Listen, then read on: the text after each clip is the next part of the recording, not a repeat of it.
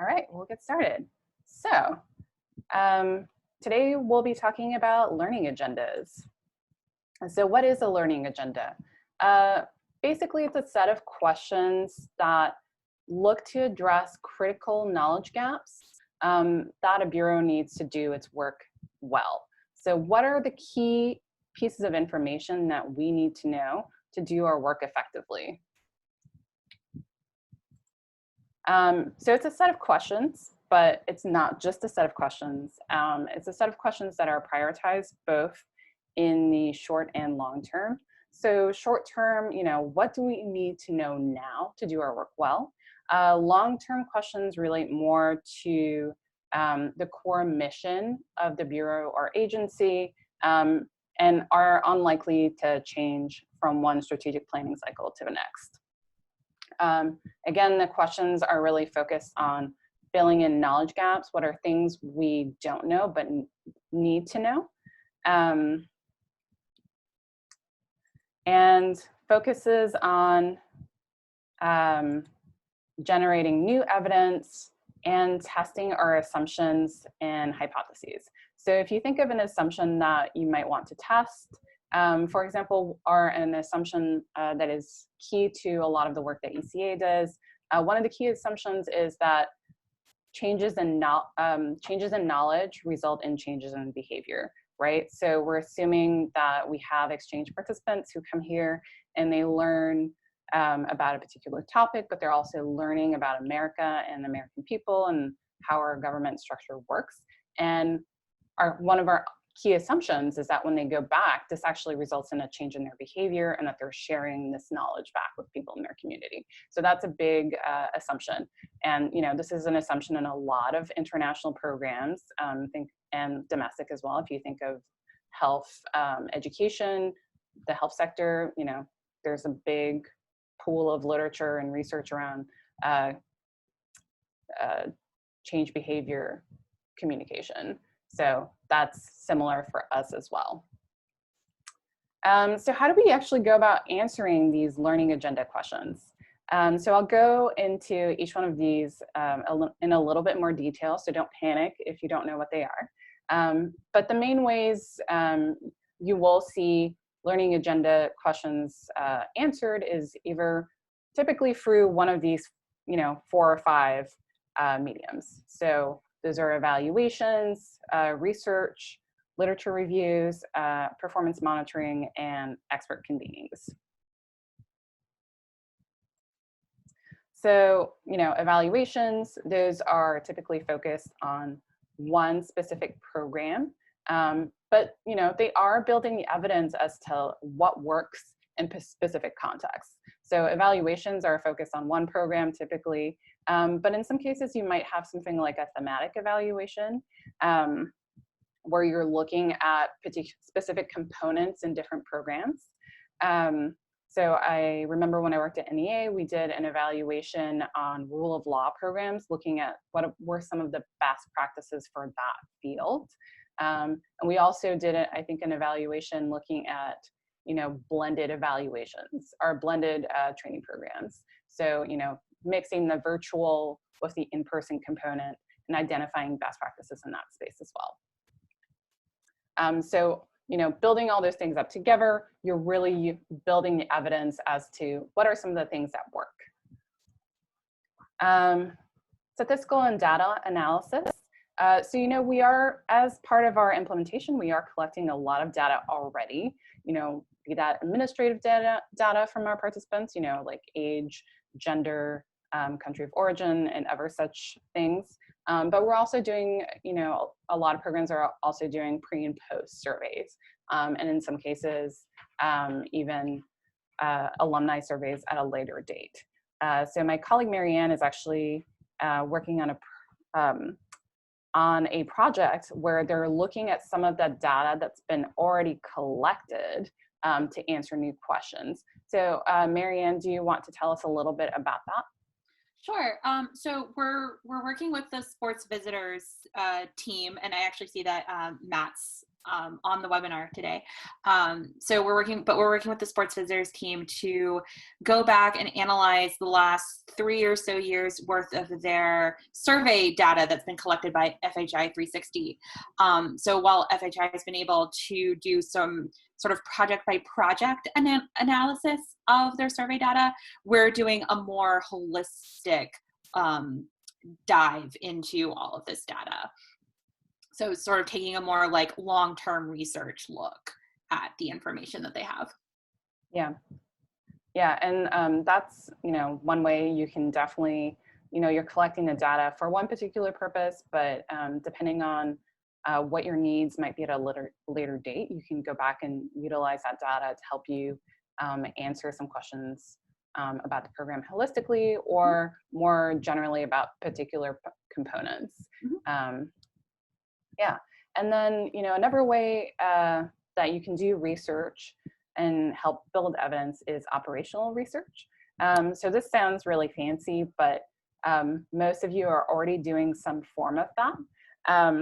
So think about, if you are launching a new program and you have a pilot phase, for example, you're starting at a much smaller scale, maybe trying out 1 or 2 approaches to see, what really works, and then tweaking before expanding at a larger scale. So that is, essentially operational research.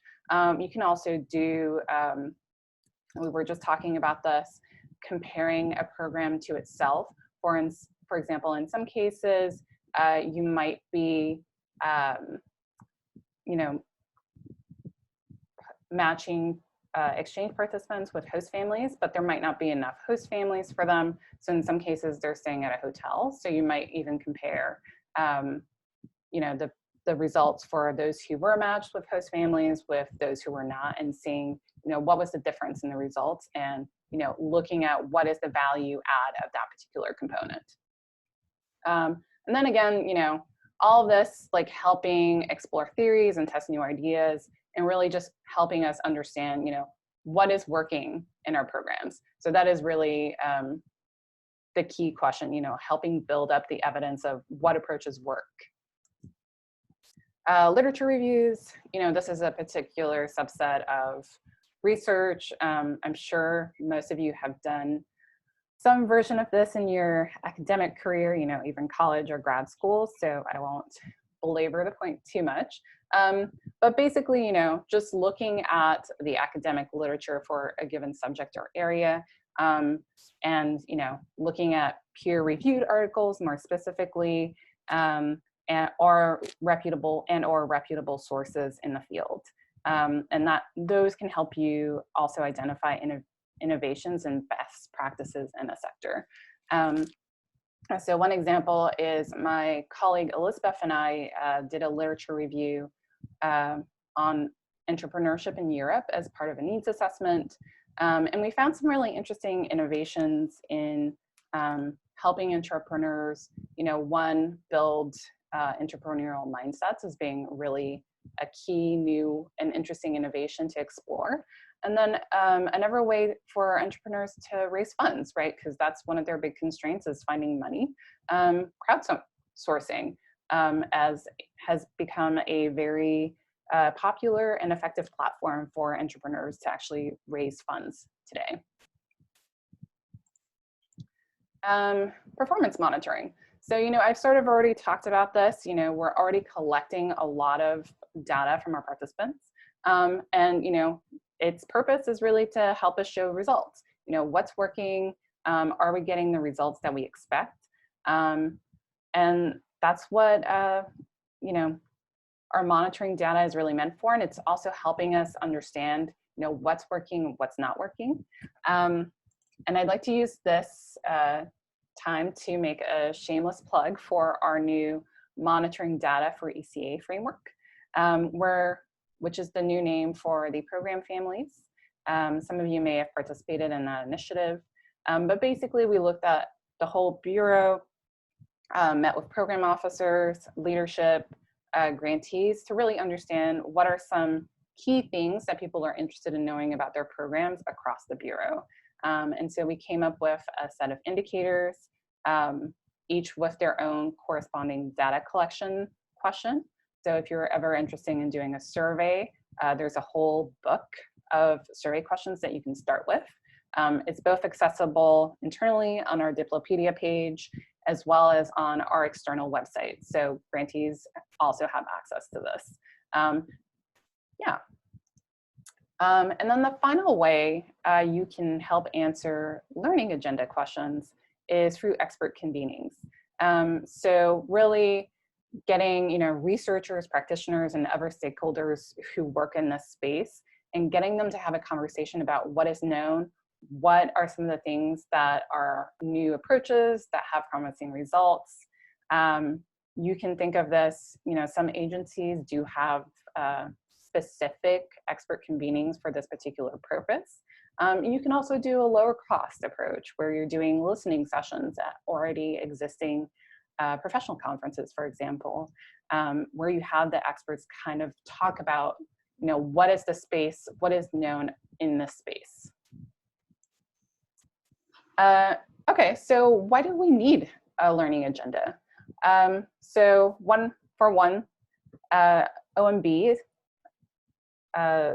guidance is that every agency should have one to help it prioritize experimentation and innovation in a data-driven way, but also because it's a really helpful strategic exercise. Especially us, the evaluation division, our job is doing evaluation, collecting data, doing research.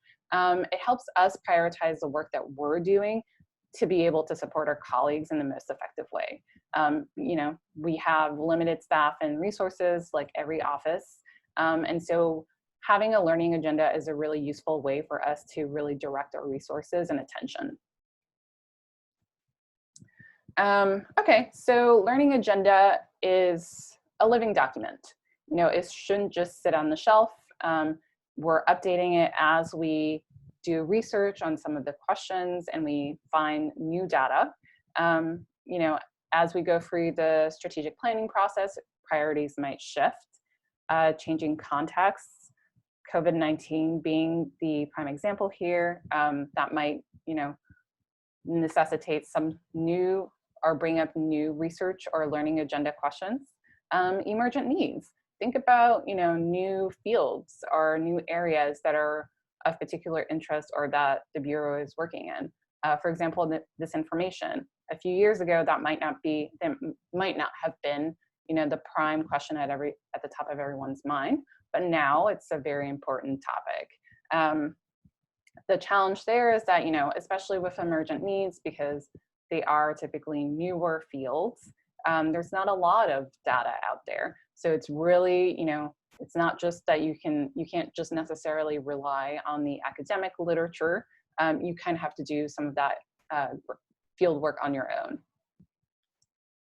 So questions?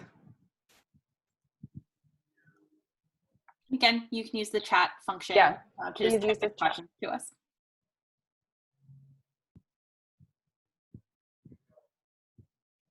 Okay. And there will be time for more questions at the end once we get through the rest of the presentation. Okay. All right. So with that, since there are no questions, I will go ahead and hand it over to Marianne. All right, so we've spoken about what a learning agenda is and how you might collect evidence for a learning agenda. So let's switch gears a little bit and talk about ECA's learning agenda, starting with how we developed it. Some people on the webinar may remember the MODE frameworks development process, which started a year ago with all of the focus groups we did with program teams.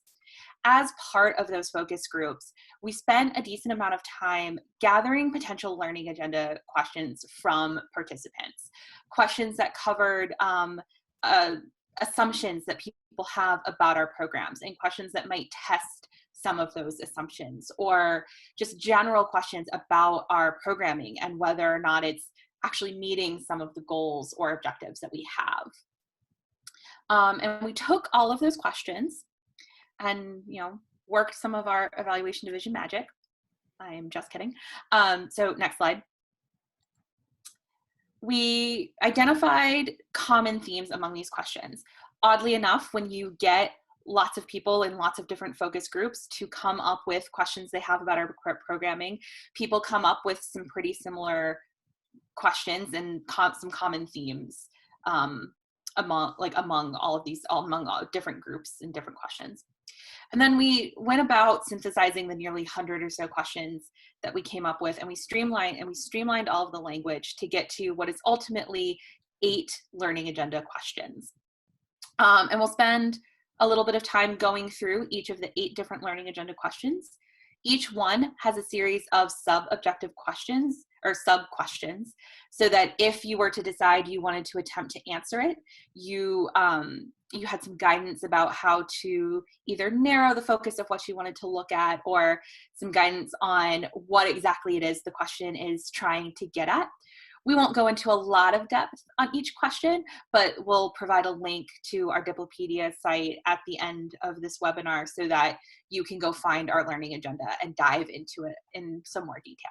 So starting with question 1, this is, how do variations in program design contribute to changes in program outcomes? So this is testing all of the various program models that exist in ECA. Things like program length, so short-term versus long-term, or this is of course a huge one for us right now, virtual versus in-person program delivery, funded versus non-programs, or funded versus non-funded, so our sponsor programs. We spoke a little bit about operational research at the beginning, and that being a way to test different program models. And so this question is a really great way to use operational research to get at evidence. And so our second question is, how do participant characteristics contribute to attitudinal and behavioral changes as a result of ECA program participation? So this is looking at the cultural characteristics of participants, also looking at things like age and gender. And so how do those various characteristics of a participant impact the program outcomes that they may experience?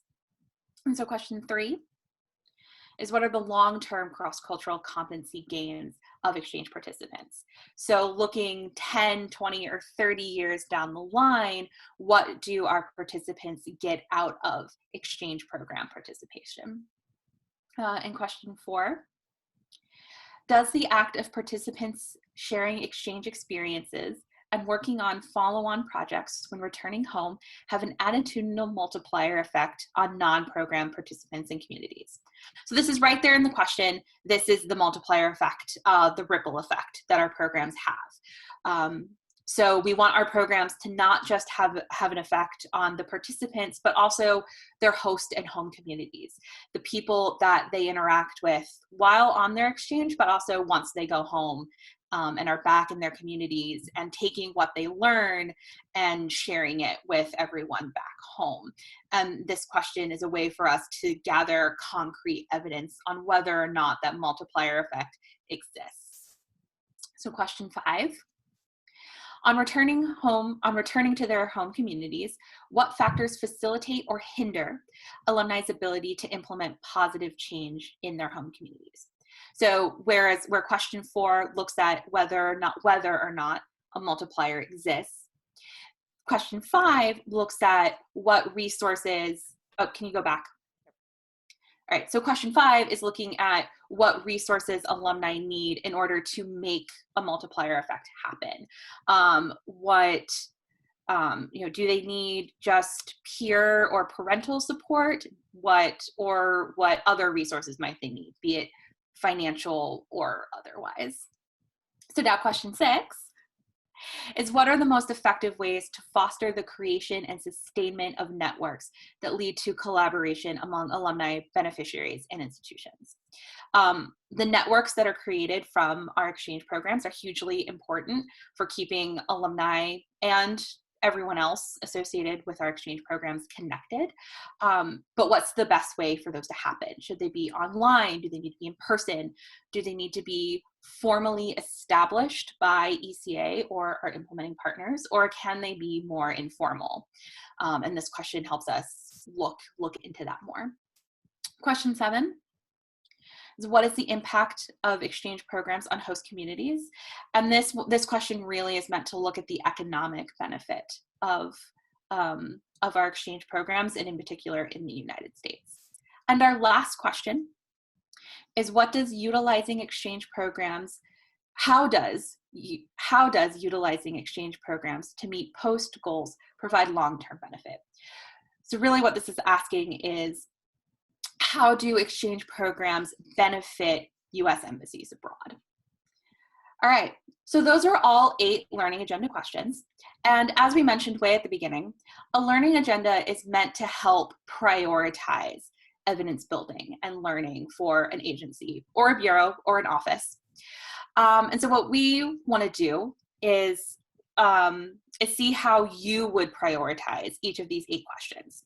So this slide lists all 8, and in just a couple minutes, you'll see, or just a couple seconds, you'll see a poll with all 8.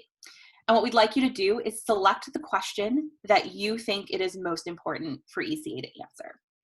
So take a minute, read through all 8 questions, and then tell us which one you think it is most important for ECA to be answering.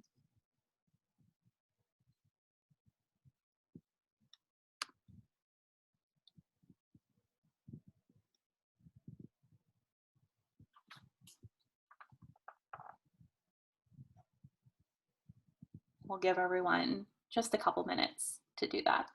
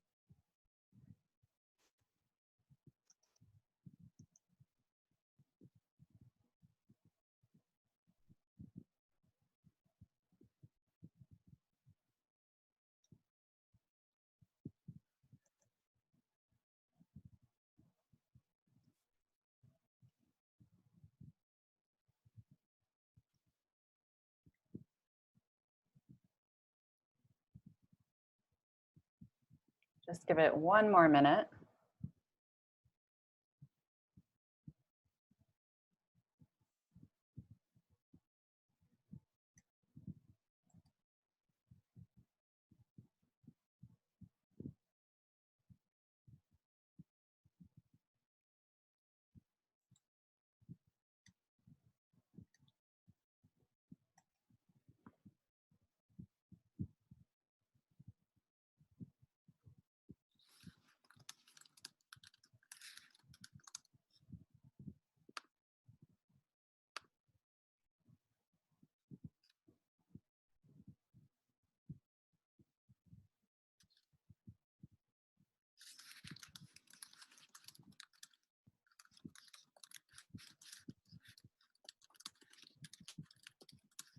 Okay, last chance. I'm going to end the poll very shortly.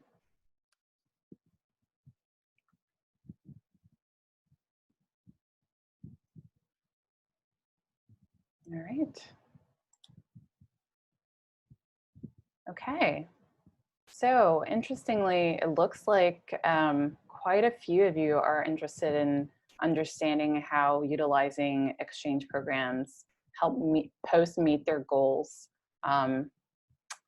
and provide long-term benefit. And then second is, how do variations in program design contribute to changes in program outcome? So we had one question about virtual programming impacts.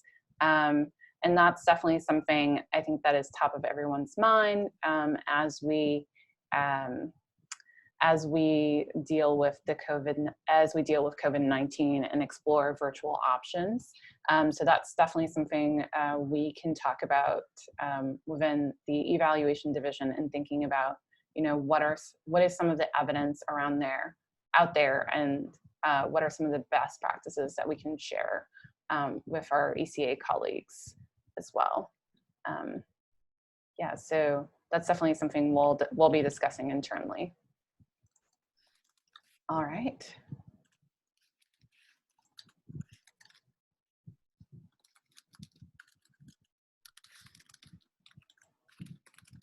Go ahead.